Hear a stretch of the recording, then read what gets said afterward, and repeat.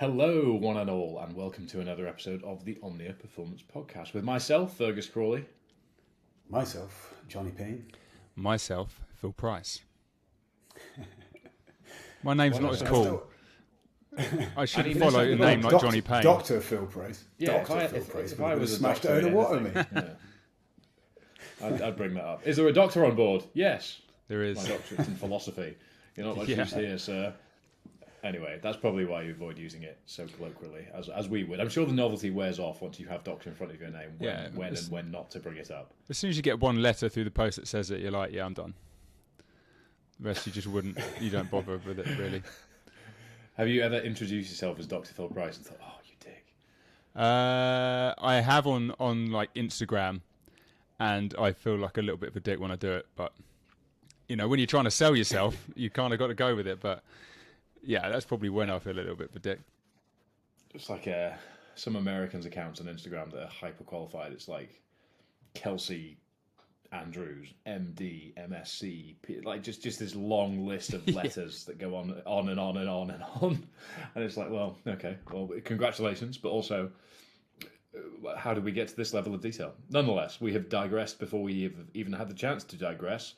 And so that you don't digress at home by taking your fingers in the wrong direction and wandering them off into the horizon, you should instead take them on a trip to the follow or subscribe button on whatever platform you're listening on, and to do the same on YouTube if you haven't checked us out on there yet.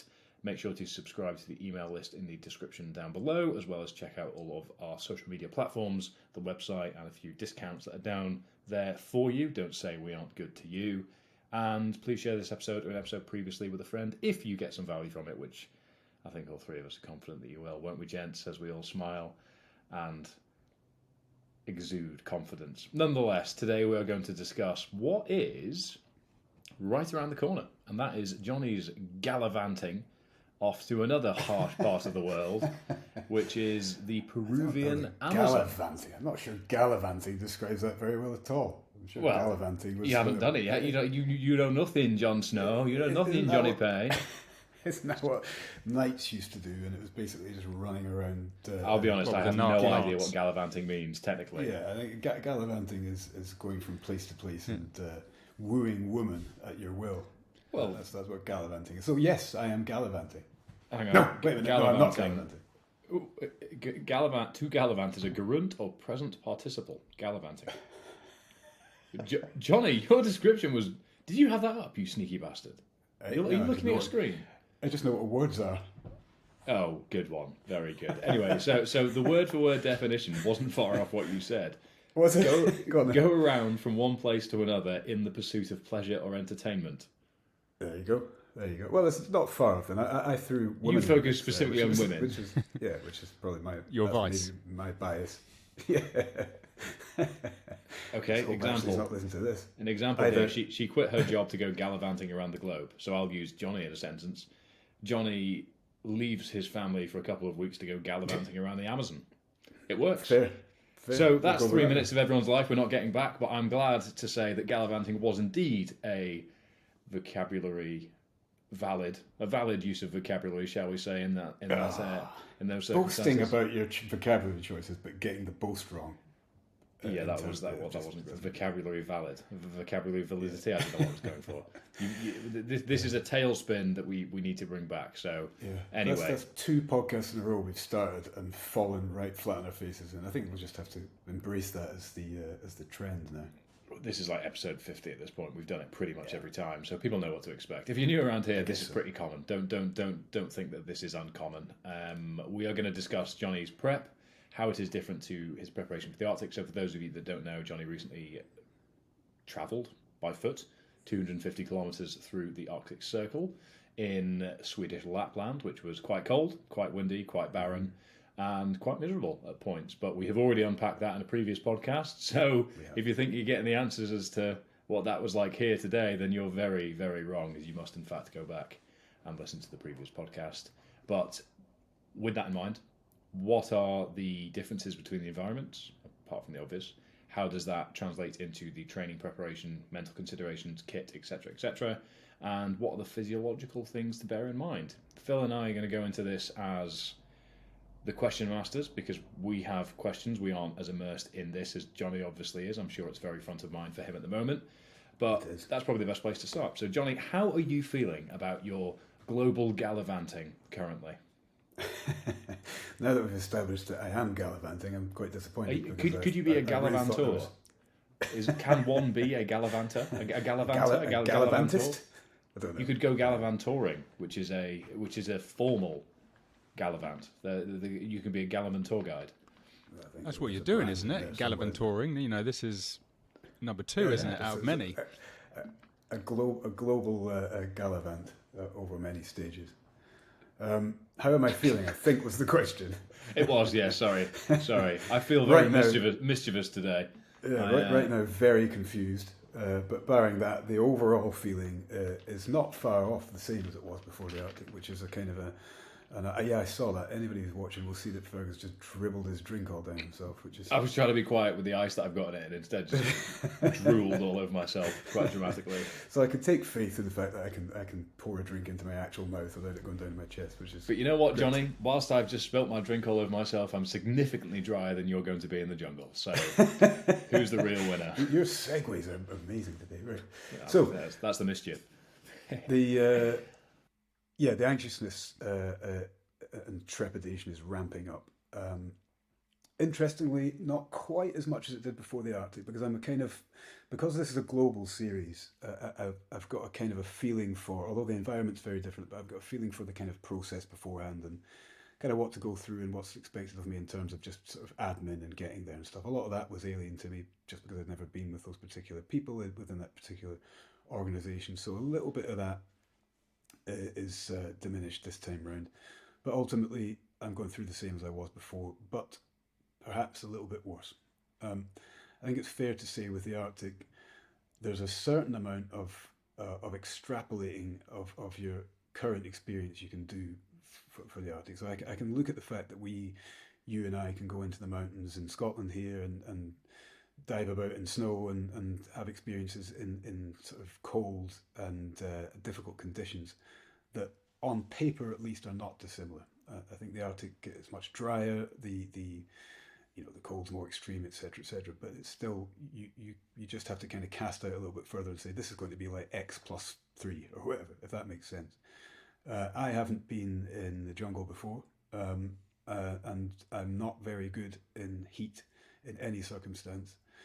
So everything seems very alien and difficult to me. I don't know if I said it at the very beginning. I think I did. I think Scott asked me in one of the videos that we did what part of this global series I was least looking forward to, what was the most difficult in my mind. And the jungle had always sprung up as an immediate knee-jerk and direct answer. Without doubt, this is the one that I have feared the most. So I'm kind of living through that a little bit at the moment.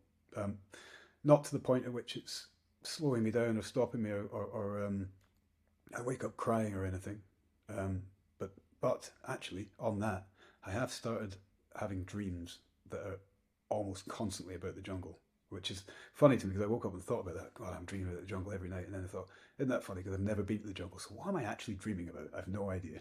King Julian. You're thinking about King Julian. So there we are. So I'm in a state of sort of constant anxiety. That's good. That sounds great. Yeah, sounds real fun. Everybody around me is enjoying it as much as I am. Is there a particular thing that you're most worried about, apart from it's hot or humid? Yeah. Well, no, I think that is it. That is the heat and the humidity is a concern, and I think with that comes a kind of I'm driving an expectation that I'm not sure is correct. So I'm expecting to feel a little bit claustrophobic and sort of suffocated and kind of hemmed in by that. And I know that... Like you're in a sauna, almost. Well, I mean, I was just about to speak to that. I'm going through a little bit of acclimatization processing at the moment anyway. And even time in the sauna, which is not the same. It isn't the same. I'm just trying to elicit specific adaptions. But that in of itself, I can sit in the steam room or something and think, oh God, I've only got 15 minutes left to do here, and it's horrendous. I want out, and you go through that kind of panic phase, and then I think to myself, God, I've got to do this with 40 pounds on my back and run as fast as I can, and also the physical hiccups that the jungle's likely to throw at me. So it's easy to find myself in the state of going, shit, this is going to be awful. But most of it, it's very interesting to me if I try and kind of sit outside myself, because most of that is made up in my head. And I know from the Arctic, from the kind of, the what's the word, the torment I put myself through by just living inside my own head and kind of allowing that fear to engulf me briefly, that I can do better than that. I should be, and I am managing to kind of breathe through those kind of moments of panic and worry, and try and think more positively, which hopefully should stand me in good stead. So, to strip it back from the jungle specifically for a little moment, Dr. Phil, not just Phil, I'm giving you the doctor title this time around, based on the fact that this is a multi-day ultra with a lot of degradation that comes from the environment, based on the fact that there's a lot of elevation. When we had Chris King on, he was explaining that you kind of assume that the jungle was maybe a little bit flatter than it is, the sort of Madagascar cartoon that I've already referred to once, the sort of idyllic, oh, isn't this a lovely place to be, when in reality it probably isn't, but it's much hillier than we might expect. What, from a physiological point of view, knowing Jonny, knowing his appearance, knowing his limitations, knowing his strengths and weaknesses... My appearance is my limitation. He's not from here. Oh my goodness, there's an iPhone torch walking through the... Oh, no, that's a man. That's a man. That's a man. Anyway, what, from a physiological point of view, do you think the focus points would be to set Jonny or somebody else up for tolerating that sort of environment, given the degradation and given the environmental factors at play? Yeah, so what would really interest me would be your ability to cool yourself down. Yes, it's a hot climate, but if you think about what happens when it's hot, like you'll start to sweat, and then you'll have the process of evaporation of that sweat on your skin to try and cool your body down. Well, it's a bit more difficult in a humid environment, because that process, I hope I'm not butchering this, but it doesn't work as well. So, your ability to regulate your body temperature and cool yourself off is going to be much more different than if you were in just a hot environment. Now, I'm sure you're going to have clothing, equipment, strategies in terms of hydration to try and alleviate that. But it's a really tricky environment when you're so in the middle of nowhere. Your body might not be as accustomed to that level of humidity. Those are my main interests, to be honest, because I've never been in a jungle myself either. So I don't know the experience myself. So it'd be interesting to see, and you haven't been in the jungle, so it'd be interesting to how you perceive you're going to handle that. Yeah, it's top of my list as well, actually. That's the biggest concern. I think, to step away from that for a moment, the other concerns that I have are much further down the priority list. Obviously, the training's changed a little bit, and we'll come back to this, I think, in terms of sort of straight up strength and conditioning, to recognise that the environment's different. That the Arctic was, for the most part, essentially, foot down. It's slightly difficult underfoot, but it's more of a march, a head down and march through this kind of extraordinary weather. Whereas the jungle, I'm going to have to be concerning myself with what's on the floor, which is going to be much, much different. Have to have faster feet, etc. So that said, that's going to kind of manifest as to how fast I go and whether I fall over. But the heat and the humidity, that's top of my list as far as anxiousness. That's what sits right at the very top in terms of what I'm most scared of, and really also in terms of what I'm trying to kind of figure out the most before I go. Yeah, you're right. The ability to, sweating, and then the sort of convection and the fact that the heat is then drawn away from the body by the evaporation of the water, etc. If that doesn't happen because of humidity, you're not going to be able to cool down very easily. There are opportunities to cool, in the sense that we will probably have to drag ourselves through the river quite a lot, which It would sound awful in most circumstances, but I'm kind of looking forward to that because I think that's going to be the most sweet relief. Is that actually going to be the Amazon? No, no, it's the oh god, it's called something obvious. I think it's the Manu River. This is Manu National Park, which is part of the greater body of the Amazon rainforest, but it's in Manu National. I was going to say, it'd be quite cool to cool off in the Amazon River. Yeah, aside from all of the horror stories I've heard about things in the Amazon River. Manky. Where does it end? Does it end at the ocean? No, just further into the Caribbean. You know what's really funny, actually? The thought that's just come to me is Jonny is so cynical about the ice bath culture that's developed online, yet for 5 days he is going to be wishing he was on a new build one bed balcony in London, as most of these things tend to be, dipping himself headfirst into an ice bath. And in fact, I think he'd probably record an ad whilst he was doing it because it'd feel that fantastic and it'd be that thrilling. Absolutely. T-shirt saying "I love Huberman" on it. I'll be dreaming of a Huberman Lumi bath the entire is that what they call the entire way through the thing. But no, the cooling down, remaining cool. For the most part, that's not going to be something that's available to me. We're going to have to kind of work through that. It's not. There won't be opportunities to address the heat and humidity in a kind of a clinical fashion. I won't be able to stop and say, well, now I've reached X temperature and X amount of humidity, I'm going to have to employ, fix Y. It's not going to be able to happen like that. So that's what I can't wrap my head around is the fact that essentially from the moment you begin, you'll be soaked through to the moment you finish. There's nowhere to hide. There's absolutely nowhere to hide. Like you've got hammocks, you've got back on and whatnot. Yeah, when you're sleeping, feet's a concern. I've been. This is a touchwood moment, isn't it? But I've been very lucky through all the things I've done over many, many years not to suffer from any particular problems with my feet at all. But again, this is new. When I say not particular problems, as long as my shoe choice is correct, I've lost a few toenails and all the rest of it, but I don't suffer from blisters.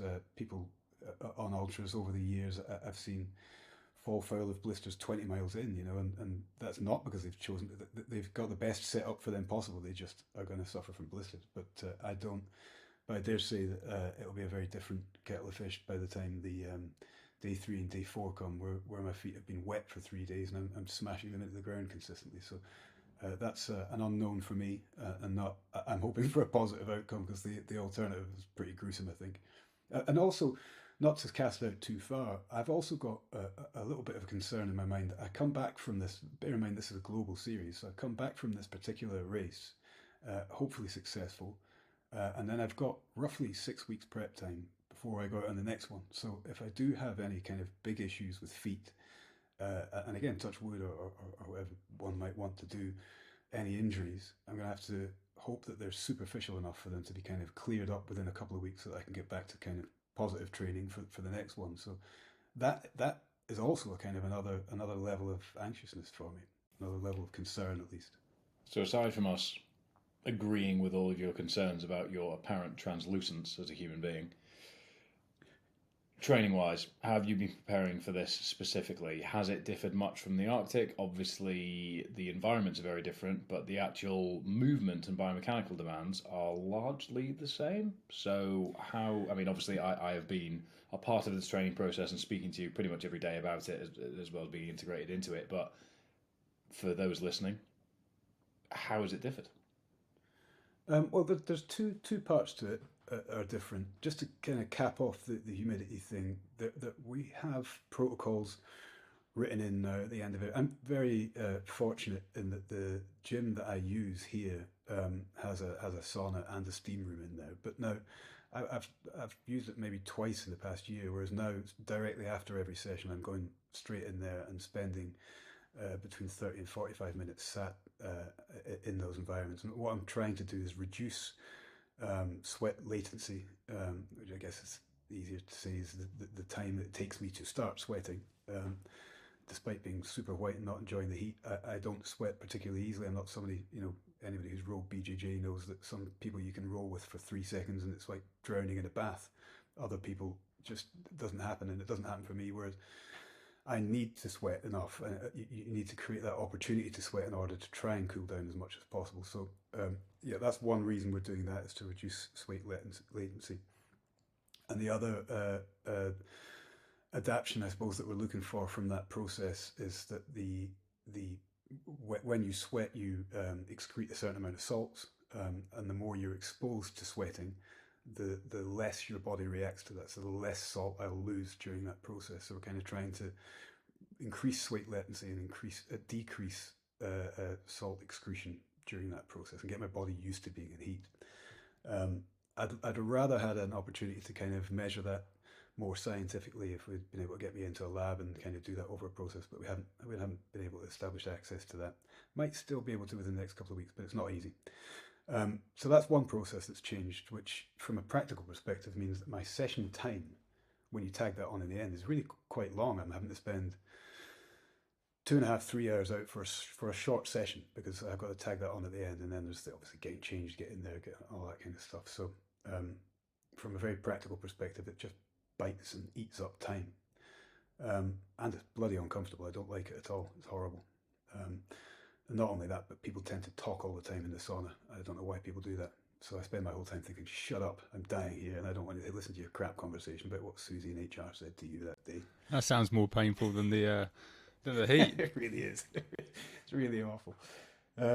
So that, but the environment, as I said earlier on, is different. So we've got underfoot is very different. Actually, you mentioned earlier on about the undulation. So that the race starts around about. I'm sure Chris King will correct me here, or throw his toys at the pram at this if I get it wrong. But I think we start at 4,200 meters up. So we start in the clouds essentially, very very high.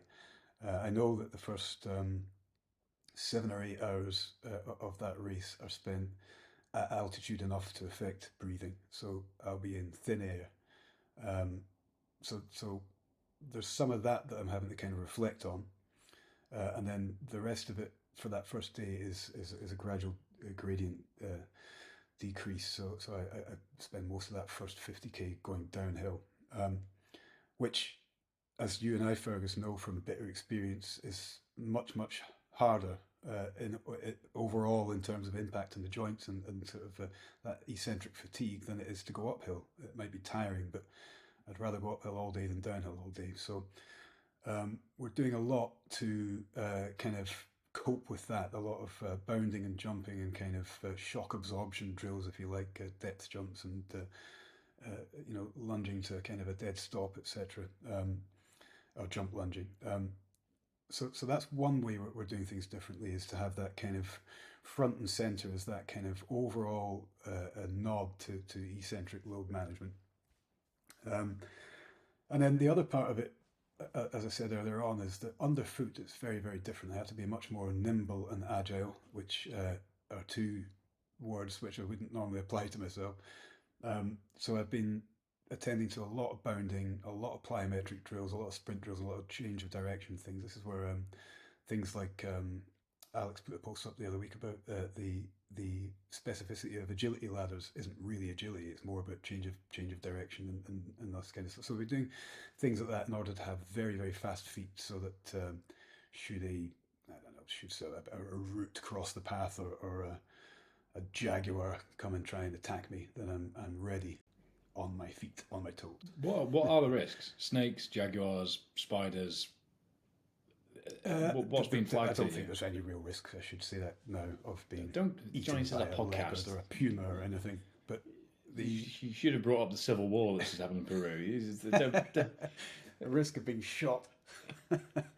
I think I think the biggest issue isn't going to be these kind of big scary creatures that we all think of. It's not going to be snakes and great big spiders the size of dinner plates. It's going to be bugs and little things that I guess where you think you've scratched yourself against a thorn, you've probably been bitten by something kind of mean. So I think that's going to be the biggest issue, is just getting used to the fact that there's little critters everywhere, just going to try and get a little taste of your blood. And the rest of it is going to be like the most extreme and horrible obstacle course race for 5 days, over 250 kilometers that you've ever heard of. A lot of mud, a lot of lying on your belly, a lot of screaming why, I think. In terms of general S&C, Phil, what do you think are the principles that underpin effective preparation for multi-day ultras? Because most multi-day ultras, generally speaking, the popular ones are all quite hilly. They're all about the sort of 50k a day mark, though, like Dragon's Back, Highland Kings, all beyond the Ultimate Multi-Day Global Race Series. They're all around the 50k a day Cape Wrath, sort of mark.